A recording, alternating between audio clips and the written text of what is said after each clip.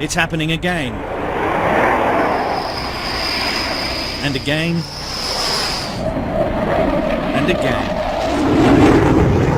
NATO jets scrambling to intercept Russian fighters and bombers.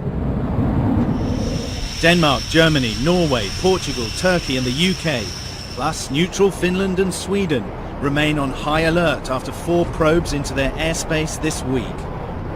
Russian reconnaissance of NATO is routine. NATO also probes the Kremlin's defences, but the latest sorties have been on a different scale. Over the North Sea, NATO saw off a flight of 4 Tu-95 long-range nuclear bombers and 4 refuelling aircraft close to Norway. The escorts turned back, but the bombers flew on towards the UK, where they were met by RAF Typhoon fighters. They then flew past Portugal, where Lisbon's aircraft were scrambled. Meanwhile, over the Baltic, NATO aircraft also intercepted 7 Russian fighters on Wednesday for the 2nd day in a row.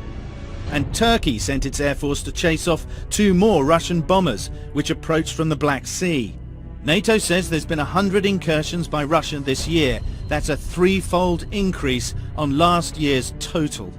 NATO remains vigilant and ready to respond, so the numbers of intercepts by NATO aircraft to intercept Russian aircraft have also increased substantially. NATO's Baltic and East European allies are already anxious about Russia's new belligerence following the invasion and annexation of Crimea and Russian operations in eastern Ukraine. The latest aerial maneuvers by Russia comes after suspicious sub-aqua operations off the coast of Sweden. And this week, again in the Baltic, Russia test-fired a Bulava intercontinental missile. It's got a range of 5,000 kilometers. The aim is to bring Putin back to the table with big boys of the world to discuss every important regional, global problem. So altogether it's called to restore proper position of Russia in the international system, but to restore it on the Russian terms. Small wonder that troops and aircraft from NATO have been sent to boost the confidence of allies close to Russia. These muscle moves are clearly intended to impress the West, but Russia's economy is being stifled by Western sanctions imposed after its invasion of Ukraine. Vladimir Putin needs to keep his people focused on the nation's swollen chest, not the enfeebled economic heart.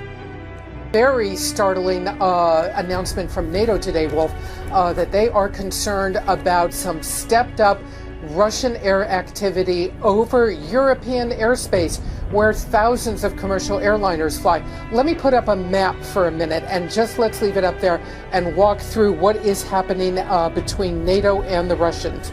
Over the last 2 days, NATO has monitored an increased number of Russian flights. They have been over the North Atlantic, the Balkans, the Baltic, and to the east in the Black Sea. A number of European air forces have responded. They are intercepting these flights.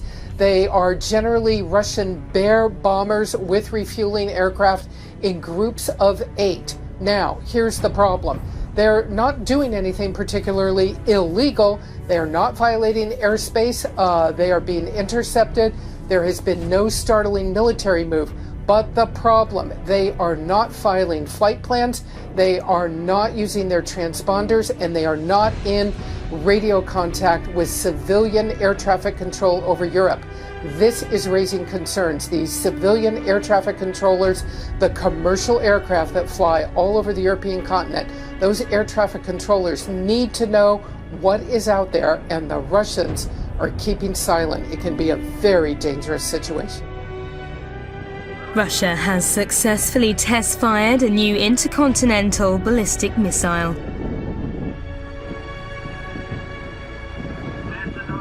The Defense Ministry said that their Yuri Dolgoruki nuclear submarine launched the missile from an underwater position towards a testing range in the far east of the country.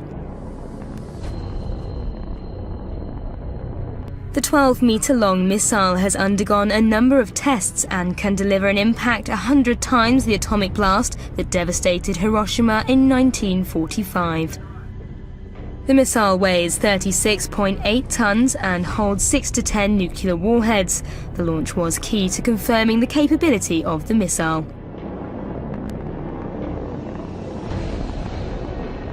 This was the first missile launch from the submarine since it joined Russia's Northern Fleet.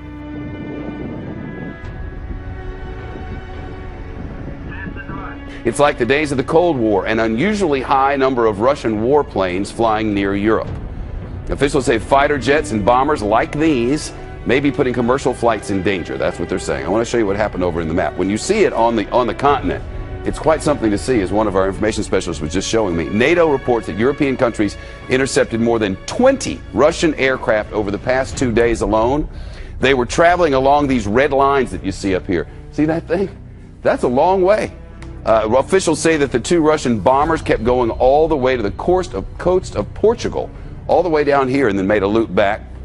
And that's when that country's Air Force took action. Senior U.S. official says Russia is trying to provoke its neighbors because of the ongoing conflict in Ukraine. Now, you see all these that are highlighted here, all these countries, all of those participated in one way or another in sort of trying to get after these Russian MiGs or whatever the heck they were. I don't know what he's doing.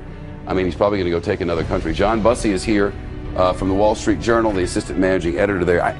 Is this just a show of domestic I'm awesome? Or what is he doing? Yes, it's hugely popular at home. Ukraine has been popular at home.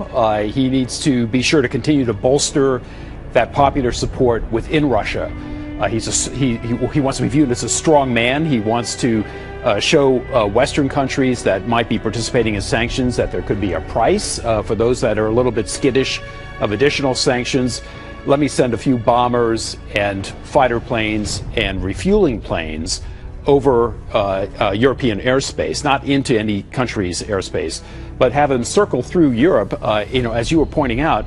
And the Baltic Sea, too. Yeah, that's right, and cause all of these countries to have to burn a lot of jet fuel chasing me. So Denmark, Germany, the UK, Norway, Portugal, Turkey, all of them had to scramble jet fighters to surveil these planes. It took a while at Marshall Academy, but the playground bully usually got reined in. What are they planning? Yeah, well, so this, in addition to probably being popular at home, as Stephen Fiedler's writing in the Wall Street Journal on our website, is probably going to bolster NATO's resolve even further. Now, this is not the first time this has happened. Over the last year, actually just this year, there have been roughly 100 interceptions of Russian planes that are kind of wandering around close to European airspace. That's 3 times what it was in 2013. So it's clear that Russia's tried to send this message.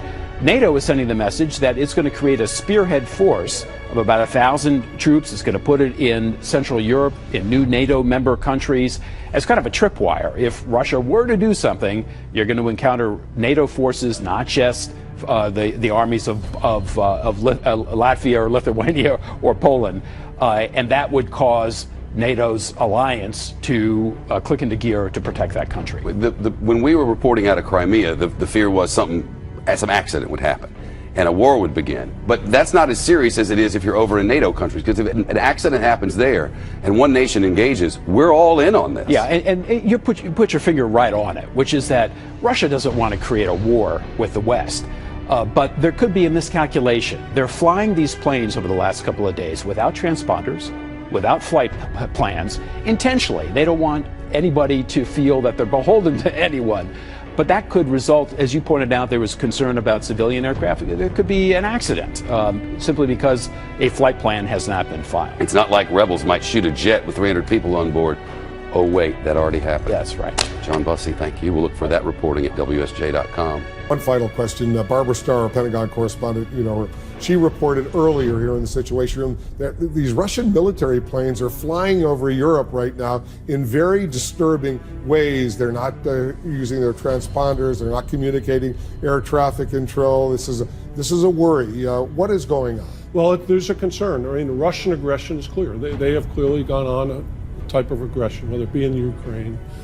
And the important part about this is they're not abiding by rules. that have been set up, air rules, normal air rules. Everybody follows flight plans if in fact the report's true. And in fact, the fact that they are flying without any communications. And so that's concerning. Again, this is Russian aggression, and I think they're trying to reassert themselves. I think we have to watch it very carefully. It's important that we reassure our allies. We deployed a brigade over to Eastern Europe, and we now have a heavy brigade that's conducting exercises with our partners, and we will continue to do actions like that to reassure our allies because of this Russian aggression that we continue to see. Well, good luck, General. Thanks very much for joining us. Thanks for your service, all you're doing. Thank you, sir. General Ray Odierno is the U.S. Army Chief of Staff.